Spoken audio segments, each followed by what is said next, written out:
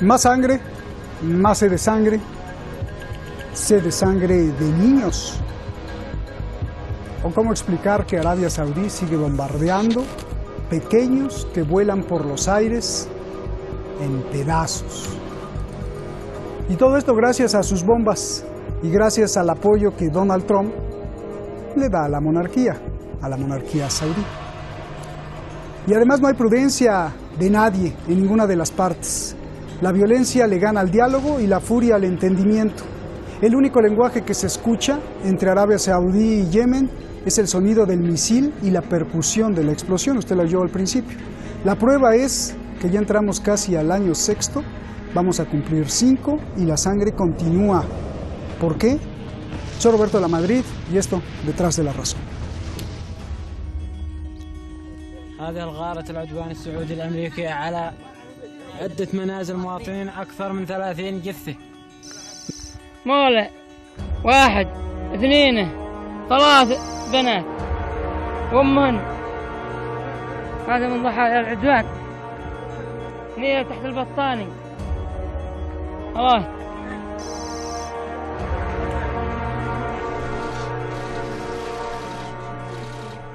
The United States has been a partner to the Saudis ever since President Obama's administration, and they've not relented. You know, they've continued to support them through hundreds of billions of dollars in weapon sales, but also targeting assistance. And, you know, up until November of 2018, they were providing mid-air refueling. They're still providing intelligence and updating and, you know, vehicles and aircraft and training pilots. And so the U.S. is involved every step of the way. We know that this is unconstitutional. Congress has passed a resolution saying that this is unconstitutional, yet President Trump's administration continues to provide extensive support to the Saudis and Emiratis, without which this war will just not be able to continue to the same scale. Más de 100.000 muertos, 14 millones en riesgo de morir de hambre, 80% depende de ayuda humanitaria. 7.4 millones de niños necesitan ayuda urgente, 2 millones de niños sufren malnutrición. ONU, 500.000 muertos para finales de 2022.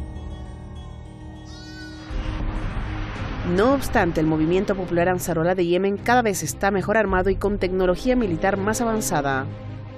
Este es el misil Qaher-2, con un alcance de 400 kilómetros. Este es el misil balístico Burkan, con un alcance de 800 kilómetros. Este es el misil balístico Badr-1. Y estos son 4 nuevos sistemas de defensa aérea, Saqib y Fater.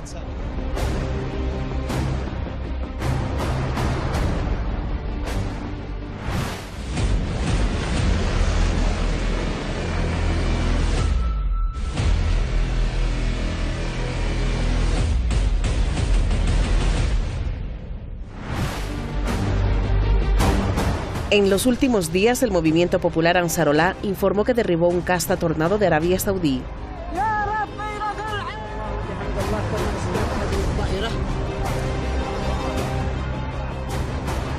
El movimiento popular de Yemen también destruyó un centro de operaciones saudí y atacó la petrolera Saudi Aramco con misiles y drones. El ataque se realizó justo cuando el secretario de Estado de Estados Unidos, Mike Pompeo, aterrizaba ahí. Arabia Saudí dice que derribó los misiles y culpa a Irán. Estamos llevando a cabo un esfuerzo múltiple para frustrar la expansión de Irán en el Oriente Medio. Tenemos la determinación de estar con Arabia Saudí frente a la agresión iraní. Mike Pompeo, secretario de Estado de Estados Unidos.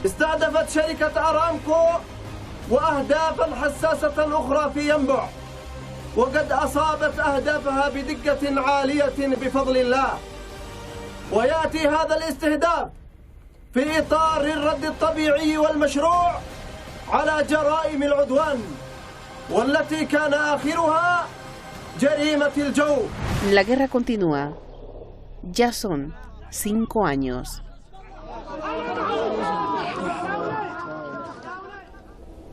En 5 años hay muchas preguntas que hacer, pero bueno, vamos directamente con nuestros invitados. Muchas gracias, como siempre le digo a usted, gracias por estar ahí en las redes sociales apoyándonos. Francisco Javier Martínez López, ya lo vemos ahí en el videogol. Gracias, Francisco. Como siempre, un placer tenerte aquí. Analista internacional, usted lo conoce muy bien con sus afilados y siempre llenos de información, análisis. Gracias, Pablo Jofré Leal, analista también internacional en Chile. También usted lo conoce muy bien. Gracias a los dos. A ver, vamos directamente, Francisco. Hablemos primero del nuevo ataque brutal de Arabia Saudí sobre Yemen, dejando niños muertos. Los saudíes pues siguen teniendo sed de sangre de niños, ¿o cómo explicas esto? Para finales de año habrá cientos de miles de muertos, alerta la ONU.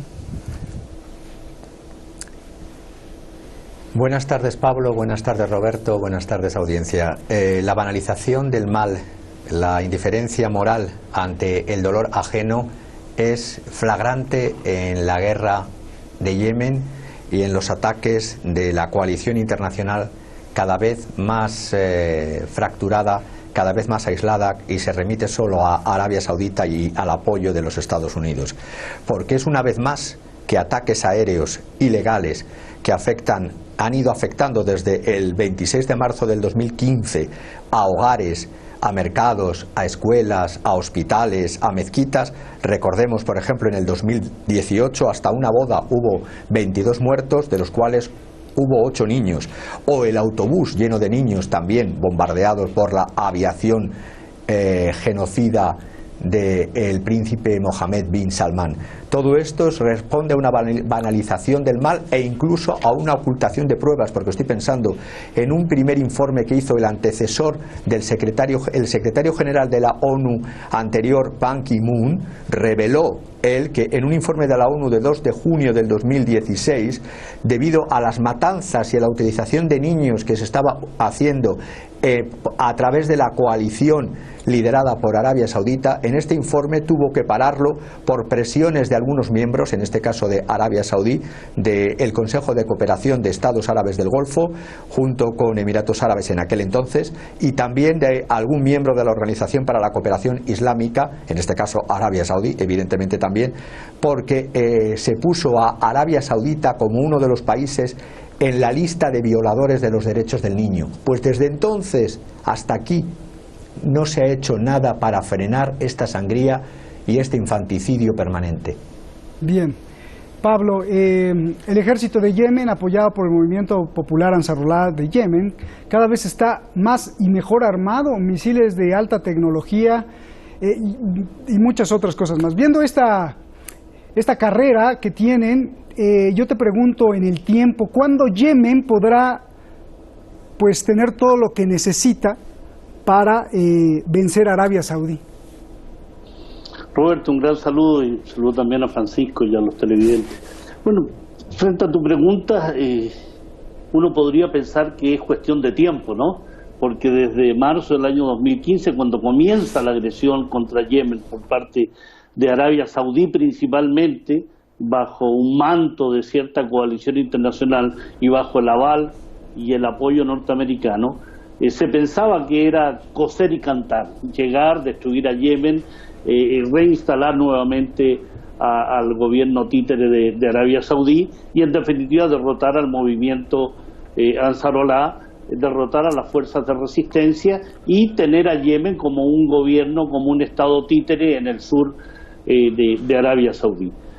Pero bien sabemos que las guerras de agresión, que tienen un fundamento y una base de dominio, de expansión, de hegemonía, y no tienen una base de lógica y de entendimiento de lo que es el pueblo al cual están atacando, tienen resultados adversos para el agresor. Y así ha sido en estos 5 años, así ha sido en los últimos, sobre todo en los 2 últimos años, donde las fuerzas de resistencia de Yemen han logrado darle golpes devastadores a Arabia Saudí, no solo a las tropas del ejército wahabita, sino también a aquellos mercenarios, como también a las tropas de los Emiratos Árabes Unidos que están instalados en las fuerzas separatistas del sur de Yemen.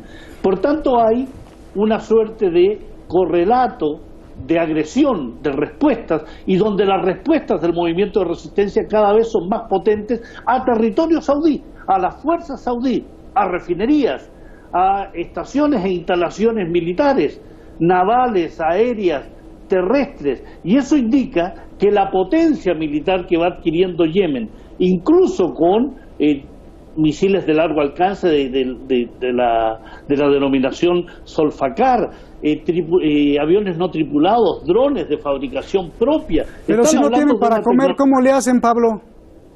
Bueno, una cosa es que a ti te tengan bloqueado, sancionado, embargado, pero no por eso vas a dejar de responderle al país agresor. O sea, las fuerzas de resistencia deben responderle al agresor. No es responsabilidad total de las fuerzas de resistencia lo que está aconteciendo en Yemen. Recuerda, Roberto, que hay un bloqueo naval, aéreo y terrestre hace 3 años a la fecha.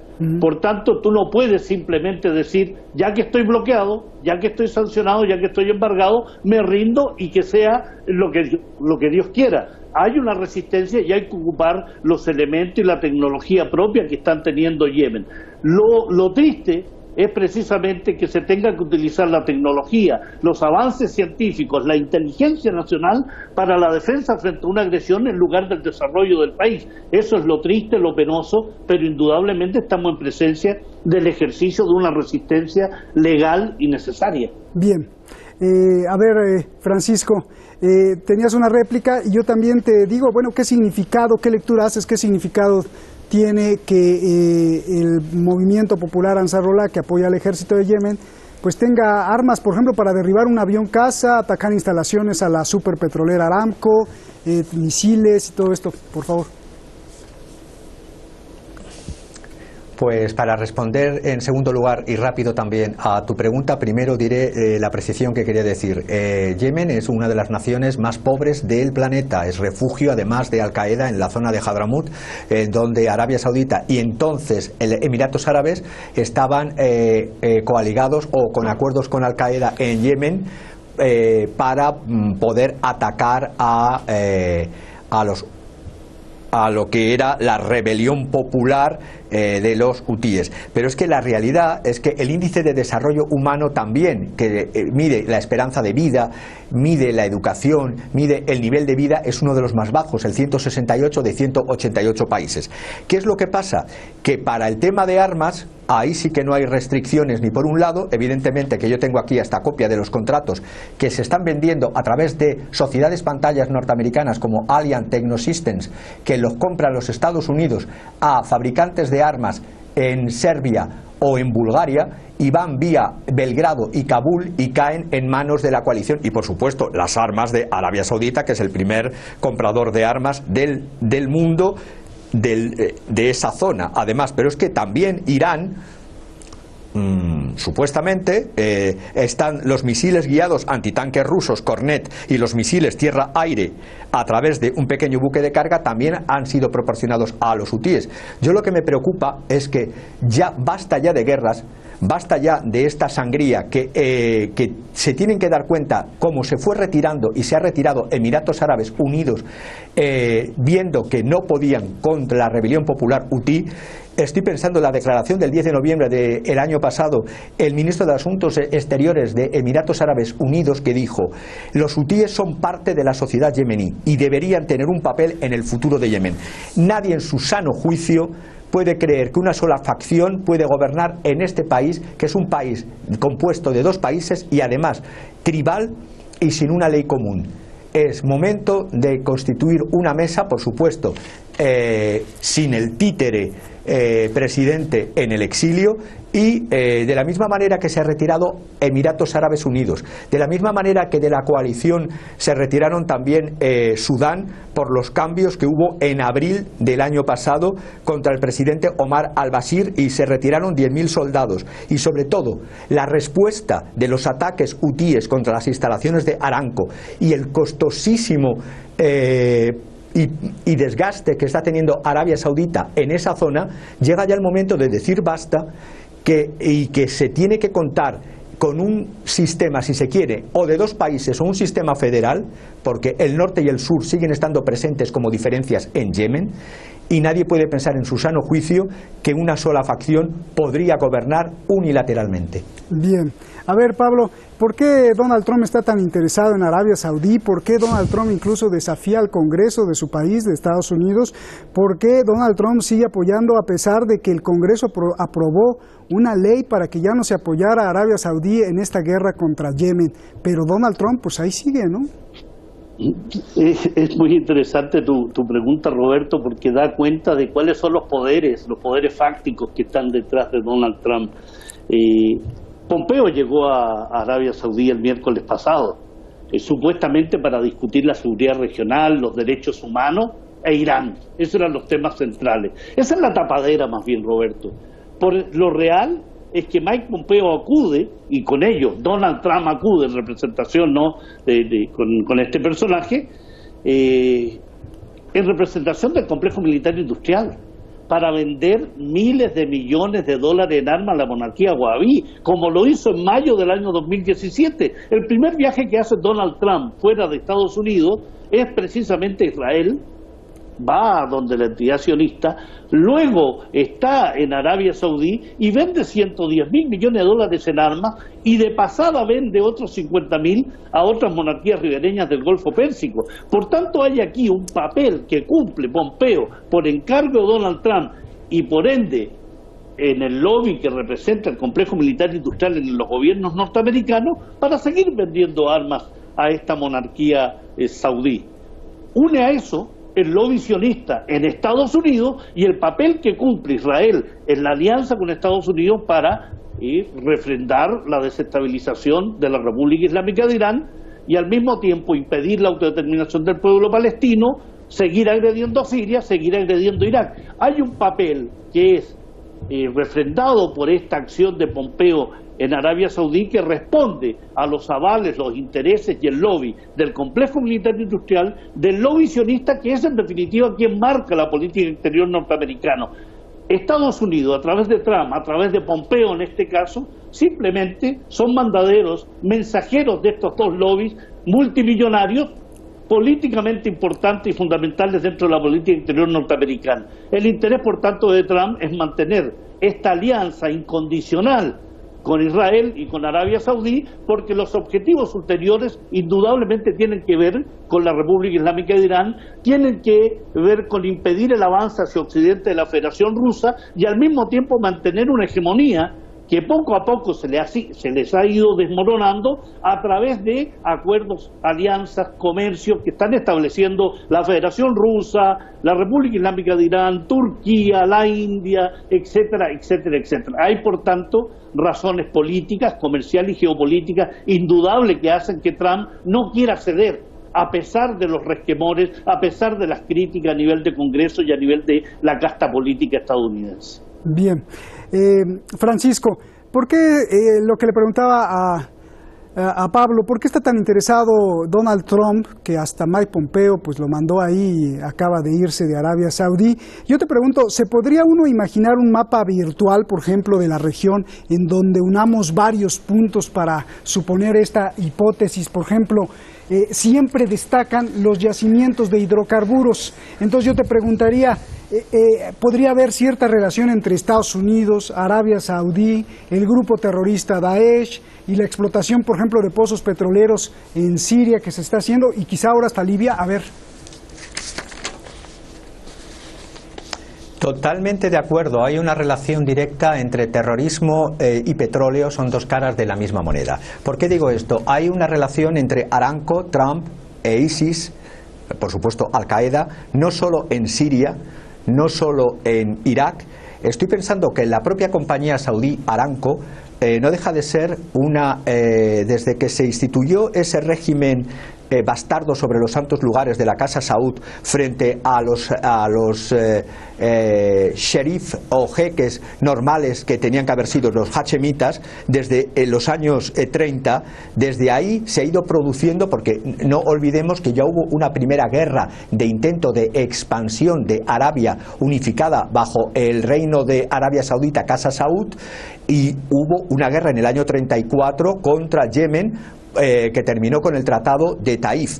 La realidad es que en donde hay recursos es donde están las fuerzas anglo-sionistas detrás. Estoy pensando, por ejemplo, miles de ingenieros sirios desempleados y trabajadores del petróleo están recibiendo ofertas estos días de $3.000 mensuales para explotar el petróleo de Siria, del robo continuo que se está haciendo del petróleo de Siria, porque no hay que olvidar que en el 2017 Aramco, la compañía saudí, que no deja de ser en su origen la Standard Oil Company de California, que se unió con los saudíes de la Casa Saud, en el 2017, Aramco abrió oficinas en la provincia de Deir ez-Zor en Siria. ¿Por qué? Y esto bajo la protección de ISIS y del ejército de los Estados Unidos. ISIS son los que hacen el trabajo sucio para explotar 12 nuevos depósitos de petróleo y gas reconocidos por los satélites militares SAR de los Estados Unidos, radar de apertura sintética. Igualan al campo de Kirkuk en Irak y al más grande descubrimiento de petrolífero en Arabia Saudita, esto en Siria. Pero es que además los intereses también desde el 2012 de depósitos masivos de petróleo y de gas, qué curioso, en la zona de Gaza y otros en la zona de Chipre. Pero el que tiene más grande en cuanto a visto por satélite son los que se adentran en las provincias de Latakia y de Idlib, áreas que han estado en manos de Al-Qaeda y de ISIS y que las fuerzas sirias junto con los rusos han ido recuperando para la integridad territorial de Siria. Allá donde ven posibilidad de recursos, ya sean petrolíferos gasísticos o de oro y minerales, como en la zona de Hadramut, en la zona este de Yemen, casi coetáneo con o frontera con Omán, ahí es donde les interesa crear conflictos, porque dicen, no, con el petróleo de esquisto Estados Unidos ya no necesita el petróleo. Las fuerzas anglo-sionistas van a ir a donde haya recursos naturales para explotarlos a su favor y caiga quien caiga, niños, mujeres y civiles, por supuesto. Bien. La última pregunta, Pablo. Yo veo a las autoridades británicas dándole abrazos y saludos al príncipe heredero Bin Salman.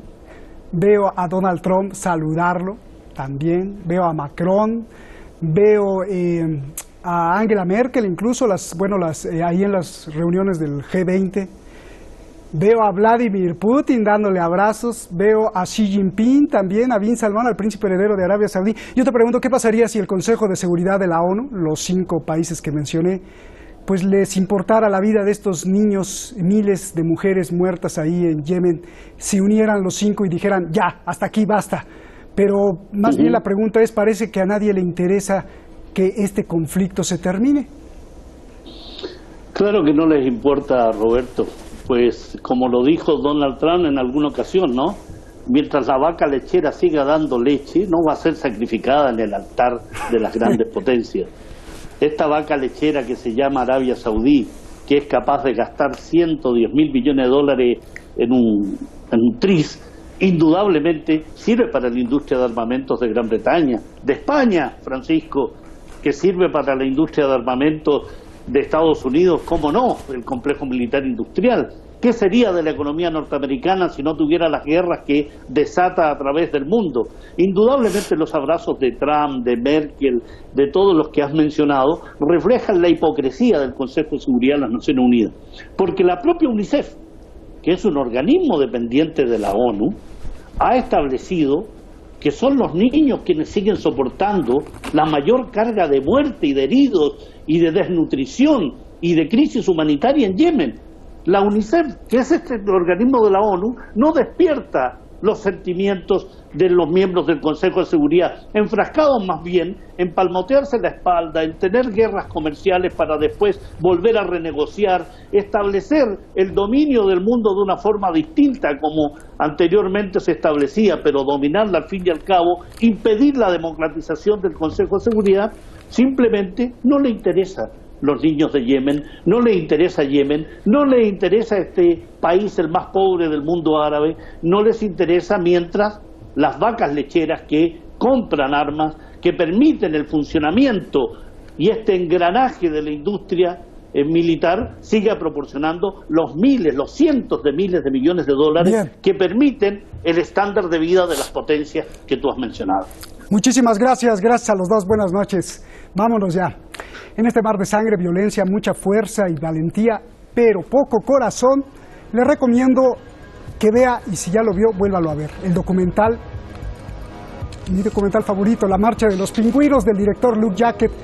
Vea la primera película, es la exhibición del más puro amor que existe como pareja. Macho y hembra se unen y todo lo que hacen, absolutamente todo lo que hacen, es cuidar al nuevo pingüino. Se imagina 4 meses en la oscuridad a 60 grados bajo cero con vientos de 150 kilómetros por hora, sin comer por 4 meses para calentar un solo huevo. Yo pregunto, si la 10ª parte de este amor que nos muestran los pingüinos tuvieran esos hombres que disparan u ordenan disparar, seguramente bajarían las armas y se pondrían a dialogar con un solo objetivo: cuidar la vida de los niños. ¿Es mucho pedir? Solo el 10% de un pingüino. Buenas noches.